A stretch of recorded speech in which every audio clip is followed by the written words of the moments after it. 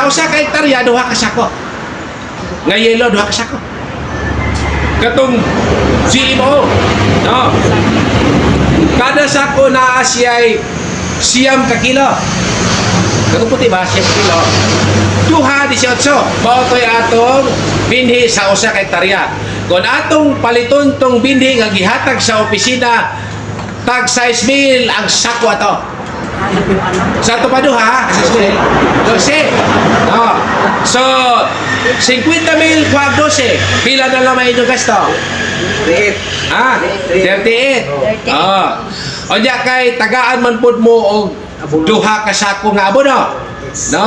Aing nun talamang ang sako karon sa abono pila? Complete pila? 2,000. 2,000. Ingon talamang 2,000. Duha ka 2,000. 4. Sa ito pa 38 kwa 4. 34 na lang. 34 na lamang.